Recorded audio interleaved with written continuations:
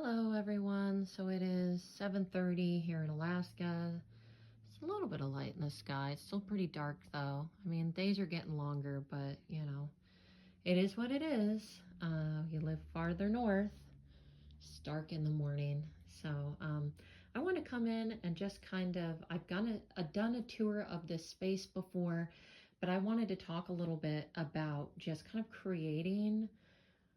It's not just a learning environment, like a creative environment. I don't know. It's kind of like thinking back to when you were a kid, and maybe this isn't, true for everyone, but I remember just wanting to like be able to go into the art classroom or even the classroom that I was in and just like really explore everything. And it's not like you were really given permission to do that, to just go in and look around and use the supplies and just kind of do whatever you wanted with it. And I remember always wanting to like use a lot of stuff, but you had to kind of use it at certain times or in certain ways, and just creating an environment in your home that not just fosters creativity but fosters like exploration. And I'm constantly thinking of that. So even I had introduced in my last video and talked about like the caddy, like just having these kind of supplies, even if it's an old jelly jars, like whatever, just having stuff like this. So it's easy to grab a pencil or a marker or a pen. Or you have paper where you don't have to go search for it or take it out of the printer. Like you have paper, you have tape, you have string, you have stapler. Like I'll give you a closer look at what's in here. Like this is actually some of the bigger construction paper there. So Misk Craft Supplies, there's just some like random, this pokey tool, I don't even remember what I got it for, but it's when you need a random pokey tool, it's helpful. Paper clips and just different kind of like brad fasteners. There's paint pens, puff paint, just different kinds of beads, glue, different kinds of string. There's clear cord and there's wire and there's stretchy cord. Yeah, obviously it's trying to escape. And then different kinds of tape. There's double stick tape. I found this at a garage sale and I think it's so cute. Rubber bands, different sizes. I need to get more. Like we'll buy a big bag and it'll last us years, but you do run out. Different kinds of popsicle sticks, clothespins of different sizes. This has sticky notes and stuff too.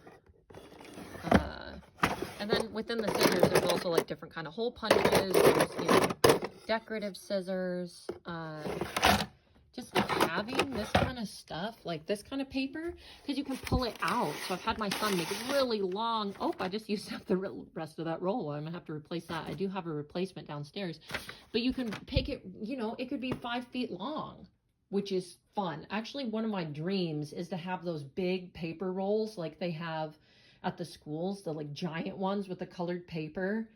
When I was in junior high, we had to film this project, and we made a commercial, and I made a whole costume where I was a giant toothpaste tube out of that paper, and it was super cool. But they're super expensive and they take up a ton of room, so we'll see if that ever happens. But like just the different supplies, even things like random stuff like a bell, random stuff like a sand timer, which they can just use and incorporate into their play.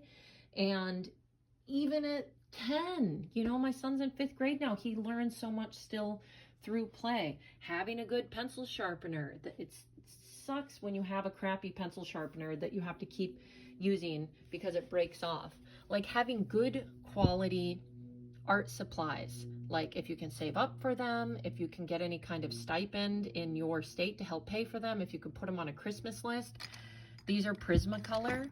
I highly recommend them. Obviously, having any kind of colored pencil is better than having nothing, but these are really highly pigmented. They're really smooth. They're going to give you a better result.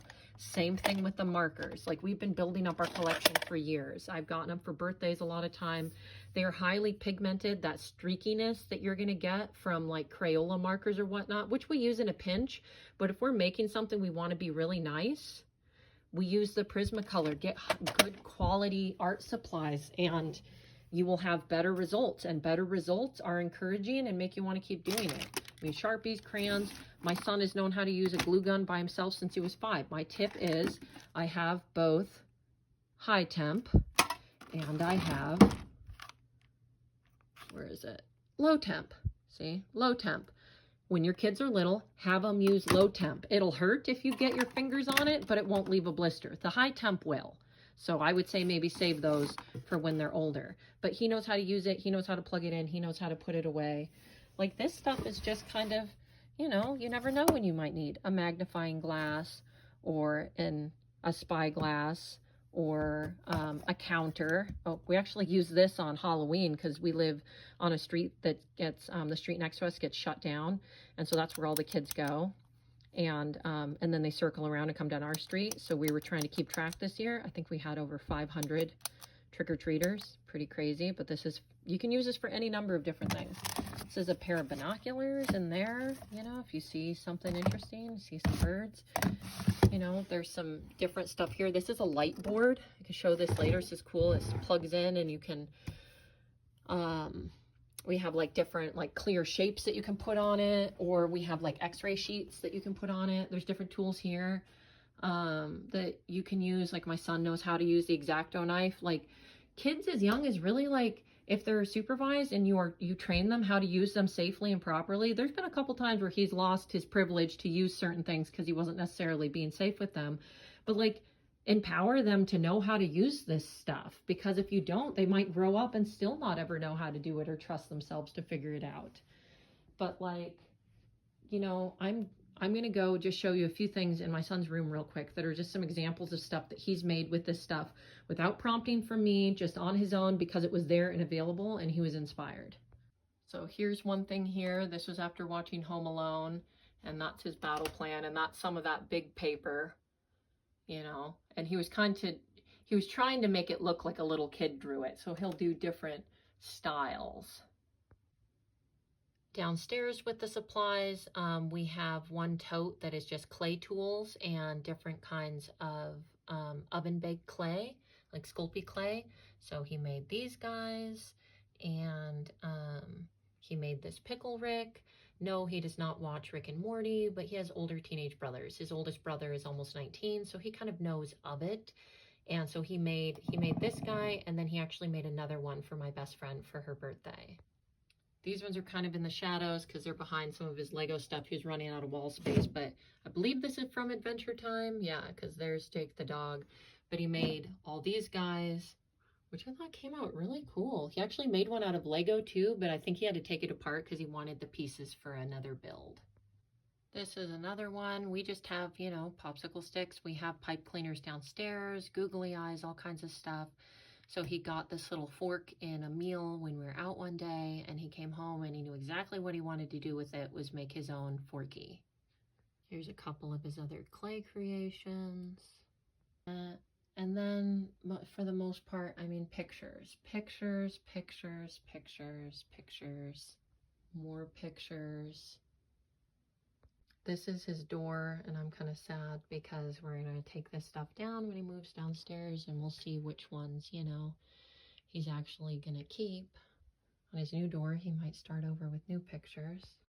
I get that every kid isn't going to be the same level of artistic or, you know, display the same kind of creativity. But if you really provide a creative, engaging environment, it's just, you're going to be so blown away by what you see come out of it. Stuff that has nothing to do with lessons or homeschooling, just what they use, you know, from the supplies you've provided and what they do with it. And especially if there's other kids that come over, like frequently there's another family will come over and their oldest son is 14. And then they have another one that's my son's age, and then a 6-year-old. They'll almost always play newspaper.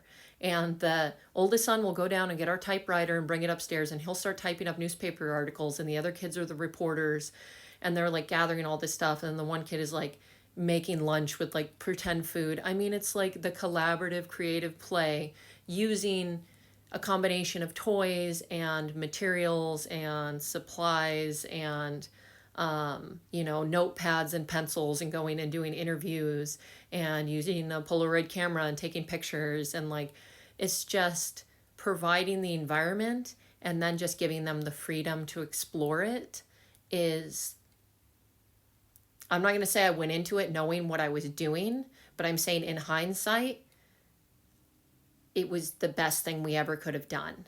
And I wish that I had had access to the same kind of environment and materials when I was growing up, because it just fosters curiosity and creativity and like this, the ability to do all this trial and error with these supplies, because there's no stakes. You're just playing with it. You're just experimenting with it. You're not getting graded on it.